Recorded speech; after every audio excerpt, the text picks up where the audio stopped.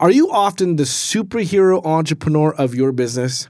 Meaning everything has to come to you and you have to save the day? Check it out.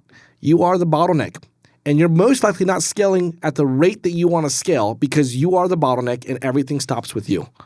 And what's the problem with that? The problem is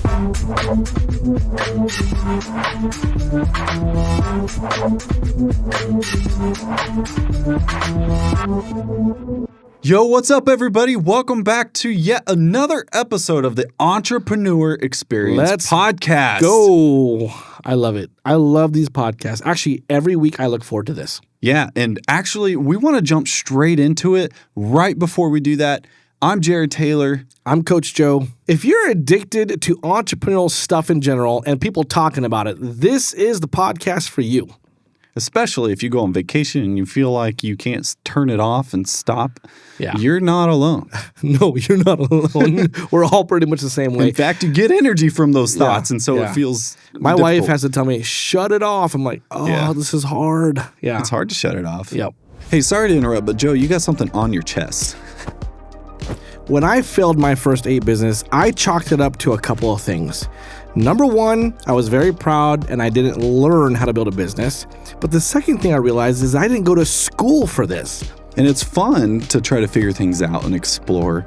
But then there comes a point where you're like, wait, hold on. What are all the other successful business owners doing? We've provided something for you if you feel the same exact way. We've provided School, SKOOL, Entrepreneur Experience, where you can actually have free content and a community of people that are also in there that are entrepreneurs that love to give feedback and ask for feedback. If you don't feel like you have the resources enough to help you become successful, join our school. It starts for free. So what are you waiting for? Go to jtvisuals.com/school. That's JTVisuals without the I, and that's school with a K. Now back to the show. I failed so many businesses because I was the bottleneck. And when I finally had a successful business, I just bottlenecked at a higher level. Either way, I was the bottleneck. Do you know what I found out? What? I was the superhero. My coach told me that there's something called a superhero-itis. It's a disease. And did you take it as a good thing at first? No. Okay, let me be honest with you. I invested in an amazing business coach to just offend the crap out of me. And because I was so offended, I just did it. And I was like, oh, this is why. It worked with me. That's cool. Every time she told me something that I was doing that rubbed against my intentions, I took offense to it. I got over myself. I did the action step. And surprise, surprise, I got the result. That's awesome. So you needed to set those guardrails to help lead yourself, and that sounds like a fantastic solution for that. But what was the problem with being a superhero? Because Superman goes around and he saves the day all the time, right? But I guess the more I think about it, he causes the problems usually. And then like there's massive cleanup now. Well, they don't talk about that. Okay. Right? Well, think about this. Have you ever thought to yourself, okay, Superman is in this place called, what was the city called? Metropolis. Metropolis? Or was it somethingville? Superman. Oh, you're talking about Smallville. Smallville, or whatever.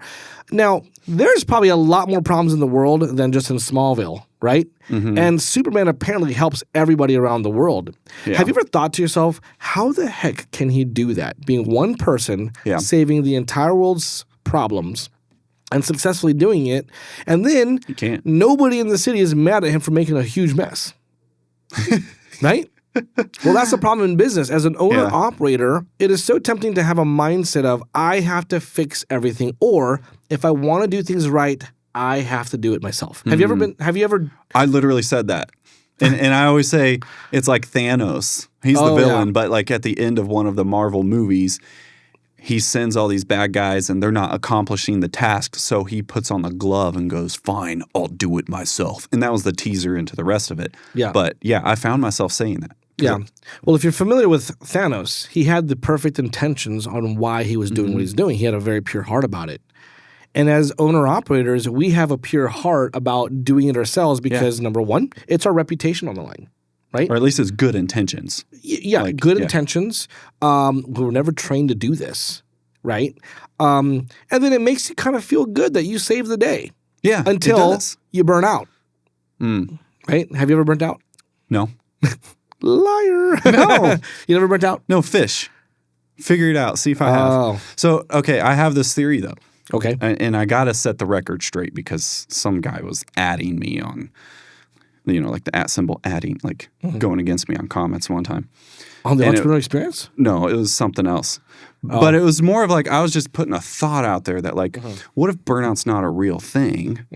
Of course, it's like people say it, like whatever. Ago, right? Right. I remember you doing that. Yeah, but it's more like coming from the angle of, yeah, sure, people burn out and people go through it, but it's coming from the angle of like, what if it's just a mental thing? There's something if you there. know your why and you're doing the thing that not only you enjoy doing, but you get energy from it, then you'd never burn out, in my thought. And I've always been like a slow and steady person. That's my character. Yeah. You've probably seen it. And so I always take things with an approach of like, if someone's like, hurry up, Jared, I'm usually not going to speed up that much. Yeah. It has to take a lot for me to speed up. Because then I know my inputs. Like I don't want to, like I know my limits. And if I'm within that and then I only do things at a level that gives me energy, then I feel like I'm never going to burn out.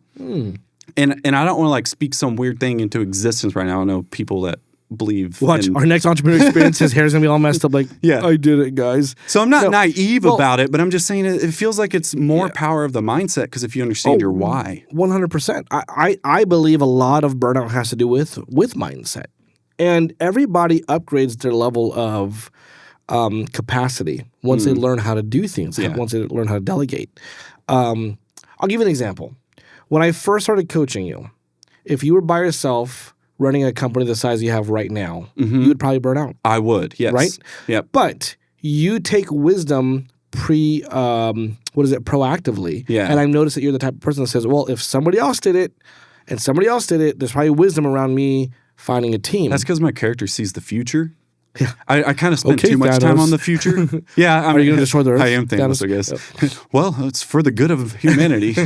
Well, and I will say that there are moments where things are tougher than they are. So, but I always know those are moments. Right.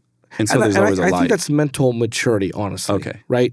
And resilience, and you've developed that. But there are people that literally burn out because they don't know the mindset around it. Or they push themselves way beyond a limit and they don't have boundaries like you do. I'm that type of person. I'm always trying to see how far I can go. And my wife is an amazing barrier if I acknowledge it. But I will always push myself to the most uncomfortable spot. And I have burnt out many times before. Okay. Yeah. So like you asked me that. And yeah. So I was going to ask that back. Yeah. Is there one example you can share? Oh, yeah. So this was like 2 years ago, and I'm still dealing with consequences now.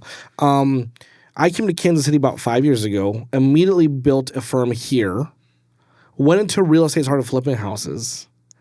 Then 2 years later or 3 years later, started a junk removal business because we have a location in San Diego. And then one thing after the other. And on top of that, we had 2 kids. My wife was feeling very homesick because we've never lived outside of San Diego before. It was just one thing after the other. And literally, maybe about 1.5 years ago, nobody knew. I almost just quit on everything. At least that was what I was feeling so strongly, you know? We talked about that a little bit. Yeah. But if you cut something, does that mean it was burnout? Or does that mean you were just right at the verge of it and so you... I was burning out. I was ignoring burnout. And so what kind of toll does that take, like, on a person? I mean, a lot. You don't sleep. You eat unhealthy sometimes. For me, I was frustrated and irritated with everybody most of the time. So how you respond and how I respond, especially to my day. family, right? So my wife would be like, "You treat your clients way better than you treat us." That was I'm like, you know, and I'm thinking, well, you guys should know that I'm working so hard, right? Like it just had that back and forth. Yeah, and I'm being extremely vulnerable. Yeah. Love, if you're watching, I hope this doesn't offend you. But it's real. I mean, I feel like a lot of business owners will have seasons like this. Well, she actually, like, to toot her horn a little, like, she sounds like the person that has anchored you to bring you know, like, back above the water, you know? Yeah. Well, she was on one of the episodes. Yeah. That was a good episode. If you can go back on YouTube and find the episode where both of our wives are on there, you're going to want to watch it, especially if you're in business with your spouse or your spouse is an anchor to what you're doing. Yeah. Because it affects them. even if they're not in the business. Like, it affects your wife, right? But your wife, like, she's really good with you when it comes to support. Yeah. My wife is too. But sometimes I'm scared to go and be like, hey, we failed today. Like, just tell between the legs, you know? Yeah. I've had to learn that. So like I kind of give a threshold and I'm like, is this something I need to say now or is it something I could say later? Yeah. And I'm not the kind of person that's going to push it under a rug and then she discovers what's under there, or put it in a closet and then she discovers what's in there. But I might like ponder it a little longer before actually talking. And sometimes that's a weakness too, because if we're in a talk, then I go silent. Yeah. So and I'm like, stonewall a little bit. But really what's happening is I'm analyzing every single situation. Back to a Marvel example, is like Doctor Strange when he had the was that the stone or the time stone? Yeah. And he's like just scanning through, and like he found like a million different ways and scenarios, and there was only like one scenario that they actually came out and won. And the only way to live that scenario out was actually to give up the time stone and give it to the enemy. And then it like all play out. But that's me, is like I'm analyzing. I'm so analytical. But I get so analytical that I'm like, oh crap, now I stayed silent for so long. And now how do I break the silent? And then I think like that's me and that's my weakness. So Rose. Yeah. I think for me, like if I put it under the rug and say, hey, I need to tell her later because of XYZ, I will literally forget it because I have so many different things that come up. Yeah. And then about a month later, I'm like, crap, I forgot to say something. Yeah. And then it gets worse if it's something bad. But again, so when you are the superhero, and a lot of times you don't realize that you're doing this as an entrepreneur. You just naturally become the superhero because, well, it's your skill. It's your reputation on the line. That's how you see it. And maybe there's frustration around your team messing things up. So you feel like, hey, you know what? I don't have time to train you. Yeah. Time is money. So let me just do it. And then you have a team that just sits around and watches you. And they watch you by texting on their phone. I've seen people like, here, watch me. Like, this wasn't my team, but I've seen this. And they just completely ignore it. It's like, wait, hold on. What? Like... Oh, yeah. I can't even articulate right now on this podcast of like what it was like, because it's like, are you here to learn something? Yeah. Are you here to, do you want to improve yourself? It's kind of like Jesus when he's healing people and he's like, do you want to get well? And it's such a deep question. Sometimes he asks them that question. Like, do you actually want to? Do you really want to? Or did you put your identity so much in your pain and in your... Oh, that's a good one. You know, and you're just soaking. I know so many people where their identity is in the trauma that they dealt with that they'll give excuses as to why they have unhealthy habits because of the trauma. Have you ever dealt with something like that? You know, and we're all guilty of... Because they have a way of explaining it, but then it's like, okay, but cool. What are you doing about it? Right. I feel like up to a certain age, and this is a young age... Okay, cool. Like, you know, your parents are there to help you. You have to kind of figure things out. But you come to a certain point where it's like, you know what? I think you kind of know if you're over analyzing or over doing a certain situation. Yeah. Also, the word trauma is popped up so much now. I'm like, what is real trauma versus, or what are the different levels of trauma? Oh, true. You know? Yeah. Because in business, let me tell you something. You're going to experience a lot of trauma. Somebody's not going to pay you. That's just... right?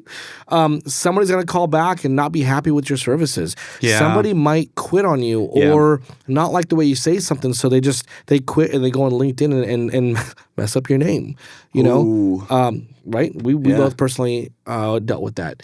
But there's a lot of opportunity for your business to create some trauma, and you have to mentally prepare yourself to overcome that. So back to your point of burnout, I do believe a lot of it, at least 98 or 99% of it, is a mental place, right? It's not that you're not the feelings are not valid. You're going through a lot of stress, right? Yeah, and it's very real stuff that causes it. Absolutely. Yeah. But even in those moments of stress and burnout and trauma, you still possess the choice to do something about it. Always. See, and then some people may like feel convicted about that, but for me, that encourages me. Oh yeah, like me too. I feel so lifted up by that. To learn that it could be 99% is mindset, then that means I don't have to go do this impossible physical labor task to overcome it. Yeah. I just need to learn from a mentor or from the right source or seek out the Bible, the truth, God, pray, the Holy Spirit. Absolutely. All comes into play in making your mindset. And in fact, like if you are a believer, then you know that the scripture says that we are transformed by the renewing of your mind. Absolutely. And so that's what happens through salvation. A lot of it comes from renewing in how you think and in your mindset. I think the answer is right there, the renewing of your mind. As you renew your mind, it's a combination of God giving you grace and you making decisions. Because God, if we know God so well from the Bible, he doesn't just hand you something and say, okay, you're perfect now. He gives us the opportunity to develop into what he wants us to be. Yeah. So when it comes to renewing of your mind, it is an equal choice. God's willing to give you the grace. You have to choose to take the right actions for it, right? Okay, this is reminding me of some things, and I just did like a little Bible study with a group of people the other day, and we were talking about David. So there's two things I realized in this. It's kind of a deep cut. Like if you're familiar with the story of David and Goliath, then stay tuned. And if you're not familiar, I'll say it in a way that should help. And so in the business world, and really anything that you set your mind to, there is a process of transformation that happens. Yep. And that's character development. Yeah. And this is why I'm always team snowball and not team avalanche, unless like I know how to handle the avalanche. Both. I know. In some ways, avalanche is awesome. That creates the avalanche, maybe. or surf the avalanche as it goes down. Like I played some old snowboarding. video games that did that. But anyways, so character development's great, and sometimes you got to be faithful in the little things before the big thing comes. 100%. This is exactly David. He was a shepherd. And anointed years before he actually became king and had to endure issues with the current king. Okay, so that was one of the points, is that like... Oh, cool. I jumped ahead. Yeah, it was. So he's the lowly shepherd boy. He's the youngest. He's pretty scrawny and like... but he's learned to take care of his flock, to the sheep, to truly care for them and be a leader. And I was thinking... some of the other brothers had to have like had some leadership system where they're like, hey, go with your other brother. Yeah. And then they never experienced the character development of being a leader because they were following someone the whole time and never went on their own. Yeah. David didn't. David was a shepherd boy in charge of this flock to the level where he's fighting bears and lions. Yeah. Another thing I realized was that while he's doing the slingshot, he's developing his skill that later God takes from this moment.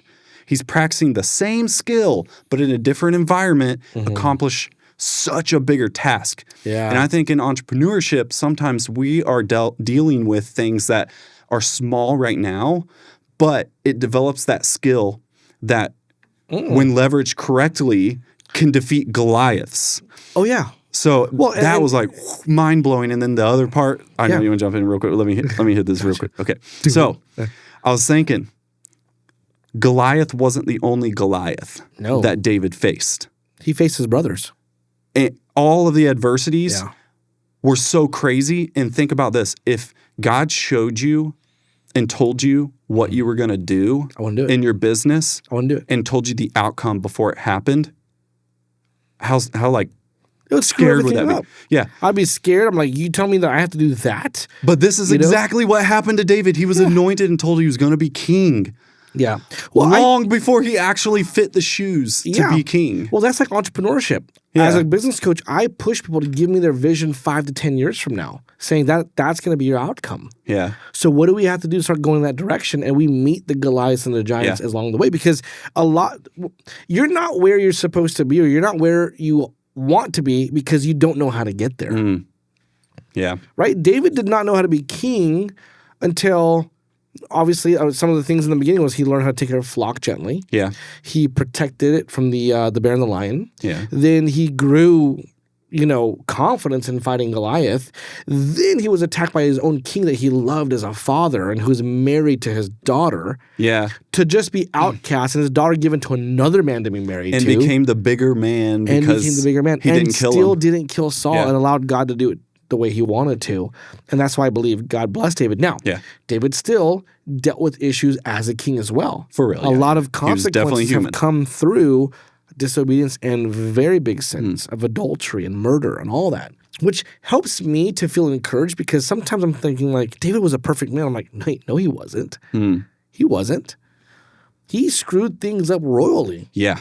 Royally, no pun intended, he was a king. Right? So there's that. So back to entrepreneurship, you are supposed to look for a destination to accomplish because if not, you're going to be wandering around and then start taking on the challenges that it takes. One of the challenges is to stop being the superhero. Back to the original thing is understanding that you can't do it on your own. David had a core of people that followed him into the caves. Yeah. Then he had a core of people that were loyal to him as he was the king when his son took over and kicked him out. Remember? And then there was all these opportunities for David just to like wither. But, you know. And then he became a king of kings because he was Team Unite.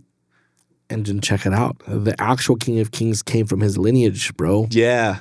Come on. Yeah. So that's like he thought differently too. He did. So like he, in a way, like in this story, he is also a superhero, but he leveraged his team in a good way. When I say leverage, you know, well, I mean, actually in a bad way too. He told someone to go murder someone. So, well, he said, hey, put him up there and everybody fall back and boom. Right. I mean, imagine being the team like, what was David trying to do? And then when they find out Bathsheba was pregnant, they're like, oh, but then they're like, don't say anything. He's a king. He can kill us. Right. It's like, oh shoot, he could fire. Like it wasn't firing. It was life or death. Like, but I went to a Branson and they had that live show, David. I watched it. How was that? It was amazing. At the Sight and Sound Theater? Yeah. One of the things that I got from it was when David focused on being the king, he thrived.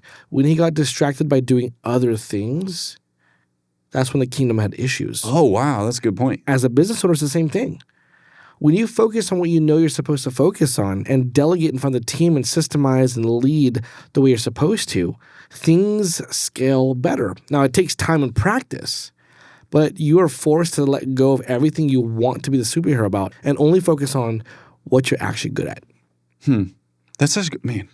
Okay, so we're at this thing called Growth Club, which always check in the school. The school classroom or the school calendar should say when it is. Our own producer goes there. Yeah. There's no camera on her, but she's waving. Well, we've shown some recordings on this podcast as well from Growth Club. Oh, yeah. So we went to a Growth Club where it was like the whole point of it was called halftime. What are you going to do? This is the halftime huddle. You have the other half to play of the year. Are you ready to hit your goals? What do you need to do? Are you winning? Are you behind? And then basically it's like that halftime talk and that motivation, but also workshop and networking, which I love about that, and planning. Yep. So like there's many times I wouldn't plan on my business if I didn't like pay to allot the time for it, which I love that part about Growth Club. That's the best value of all. But I'm not here to like sell you guys Growth Club or anything. The food is good too. The food is really good too. I like the food. Yeah. But anyways, that's when I was like, oh, when I focus on what matters and let go of the rest, I love that. That's when I win. And so that was when I decided I'm going to focus on these 3 goals, which really became one goal. Yeah. Because I'm like, my intentions need to go like one at a time. And I really start winning. And then now we've got to the point in the business, and it got us a client that we really needed. Nice. By doing that. Nice. So your quote, like win at what matters and let go of the rest, is so true. Yeah. What you focus on grows is so true. Yeah. Well, the problem with being the superhero is that you're focusing on so many things. So everything is diluted. Right? And you're forced to think about it. I remember when I was a superhero, it's like I was a technician, I answered the calls, I scheduled the jobs, I did the marketing, I did this, I did that, I did this, I did that. Eventually, nothing was genius. It was just slapped together. Wow. I remember I stopped. I couldn't even do $500,000 to $700,000 in a year by myself. Like I was capped. I kept increasing my prices, but I was capped. What I've really seen in your newest coaching business is that you have a particular scope of work and you stick to it. You're teaching stuff, but you actually exercise what you're teaching too. And I see that, and that's cool. I think a lot of people, because when you first start out, you got to figure out like what do people actually want, and so you're kind of like niching wide first, and then there's a point to niche down. But the niche down doesn't always have to be a particular group of people; it can be a particular scope of work and what you do. Right. And I feel like a lot of people with businesses are so idea focused that they get paralysis from analysis. This is me. I'm speaking to my past self here, and some current self is that when I can focus on one thing, the operation can be so streamlined. Like you don't have to build new operations for it. Like we secretly have 2 businesses under one right now. But it's so streamlined. It doesn't feel like it, but it's still like, man, we had to take the time to develop this fully, which was our school community and how we help other businesses be able to do their school community as well, so they don't have to learn all the ins and outs and we can run it for them. The video portion's all there, but it turns out when you dive into courses in school, the marketing for that is different. Oh, yeah. The setup and the process is different. Absolutely. The admin SOPs are different. It's like, oh, we technically have a whole other operation going on here. Yeah. And I feel like us entrepreneurs, especially when you're doing it yourself, you can easily figure it out. But it's when you want to delegate to the team and let it run without you that small or large idea could become detrimental and really deer in headlights to your team for a little bit if you don't roll it out properly. And that's part of what I'm learning. I have clients that love to like just say, okay, we're changing everything. Here's the new SOP. Read it and do it. And that's their version of delegation. I'm like, guys, look. It's not just about throwing a manual at them, expecting them to read it and memorize it. It's train them, empower them, coach them, pull back little by little, right? Like leading, delegating, and management is not just a one-day thing. And I feel like sometimes people, when they're finally done being the superhero and they want to jump right into being a business owner, it's not going to happen overnight either, right? There's a process to do it. But, the first part is realizing that you are the bottleneck. Yeah. Understanding that burnout is real and around the corner if you don't fix that. And if you actually want to scale, there's a proper way to do it. There's a proper way, and many people are doing it. Many people are doing it. When it comes to just being that superhero, it's really about you humbling yourself and understanding you don't want to be the best. If you're the best, you're the one that they call all the time. Right? Yeah. I mean, we talked about this. You don't want to be the best videographer anymore within your team. Right. Even though you love doing it, you talked about how I can help more people if I'm not behind that camera because there's other areas I want to help people with. Yeah, and there's other people that this is their fulfillment in life is to do what they're gifted at, to help people. And I've had that side of fulfillment that I would love to be able to gift that to someone else. Yeah. And so now it's actually really cool. And then I learned that, if I help other people, including those I hire, then that's rewarding to see them accomplish that. I don't know. There's just so much to delegation and there's so much to changing the perspective because I was kind of someone, I definitely was the superhero, but that was because I had to be at first. In the beginning, you have to understand that there's a lot that you will have to take on your plate. But I read this book called Who, Not How very early on. And the question that you have to ask yourself is, eventually, when I get to this level, who should this task be delegated to? Not how can I do it better? Because the how question is a superhero question. The who is the leader and empower question, right? Some superheroes always had a sidekick. Batman and Robin, right? Yeah. Who's your sidekick? Who is Superman's? He didn't have a sidekick, huh? Yeah, well, he had his dog, and he had the dog. Did you watch his cousin sometimes? Did you watch his new the new movie, the Superman movie? Yeah, the dog is like it's pretty cool. So, anyways, look, as an entrepreneur, it is easy to fall into these traps, and if you've fallen into this trap or you're actually there, look, it's fine to feel a little down about it because there needs to be some level of dissatisfaction if you want to change. But now that you understand that you cannot be the superhero, what's the first thing the first low-level thing that you insist on doing that you can hire a VA for maybe. You know, you can hire VAs now at $8 to $10 an hour, and they could take so much off your plate. And there's time to like filter the right ones and all that, but that's an investment back into your time. Absolutely. So there's so many things that you could do. I mean, that'll be the first part that I go to. There's another book called Buying Your Time Back by Dan Martell, and it talks about a generalist. There's so many things that you're doing that you can hire somebody who can do it much better than you because they're focused on it and you're not. It's not that your skill level sucks. It's just that your attention's not there, which shows in your skill level. So the superhero-itis thing is real. Man, so like it's not always bad to be the superhero, right? No. Not always. No. It's just... But if that's your mindset all the time. To always like jump in and take it over and not allow the other... You got to like allow the failure, right? And there's a client that built his business to where he doesn't need to be there anymore. And then he's like, I want to get back in. I'm bored. I'm like, good. If it's bored, it's working. Go create chaos with another business. Like start another business.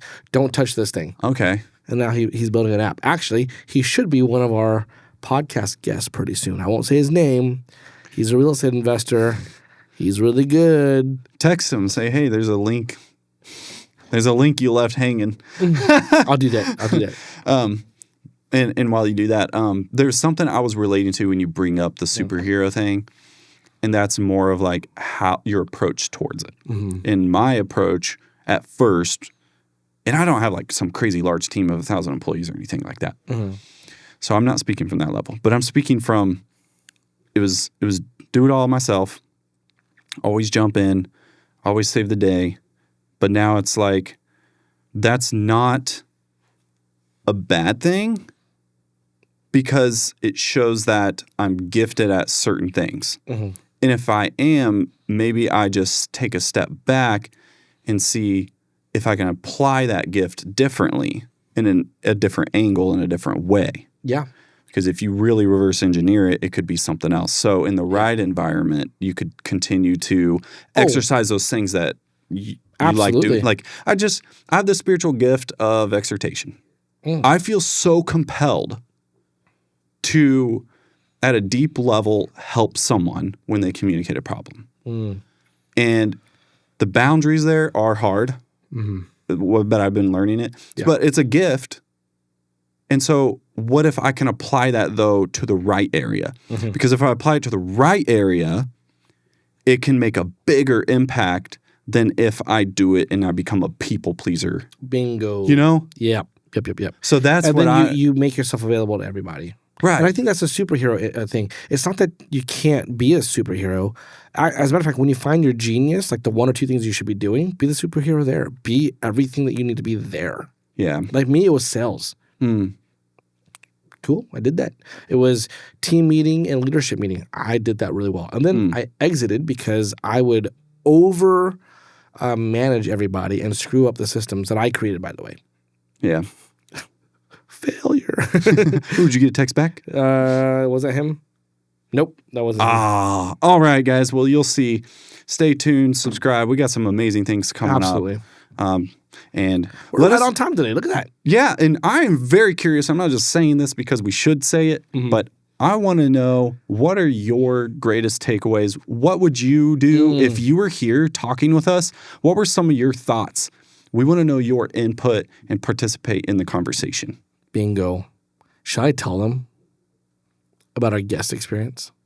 Yes. Okay, check this out. If you live in Kansas City, you're an entrepreneur, and you feel like some of your words can bring wisdom to our community, we are actually starting a guest experience. It's a small investment. It gives you the opportunity to be on our podcast and get some clips for your social media. Yeah. But it brings value to our community, and our community is actually growing. Yeah, it's amazing. We started this thing 3 years ago. Like, God, bring this wherever you want to. And now people are watching, they're following, they're listening. Yeah. So if you're interested as a Kansas City entrepreneur to come to our studio, there's a link down below and you have to apply. Like we have limited spots. So you have to apply and they're filling up quickly. I mean, there are a lot of seats being filled up. So apply, figure out if you qualify, your business qualifies for our podcast, and then we'll give you the next steps after that.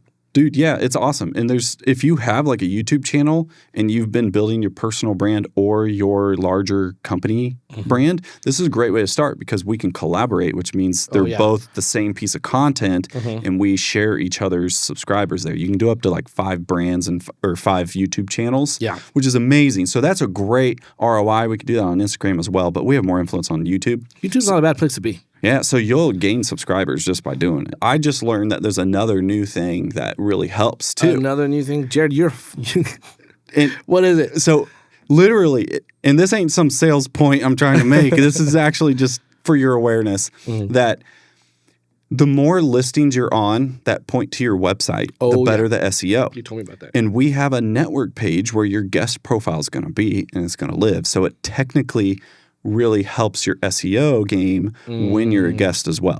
Yeah. Yeah. And then you can have that link on your website, go to this thing. Yeah. Right. And so either way, guys, look, I love this podcast because of you, the people who watch and listen. You make this everything and you give us inspiration to keep going. Yeah. Right. To talk about stories, to go over wins and challenges, and just to hear your stories come back to us about your implementation means everything. So, fill up that comment. If you're watching this on school, talk to us on that on that hub. If you just fell upon this and you fell in love with it, smash that subscribe button and watch all the things that we have there. It could actually help your business. And with that, I want to encourage you guys to continue doing the reps. Keep on keeping on. And stay strong.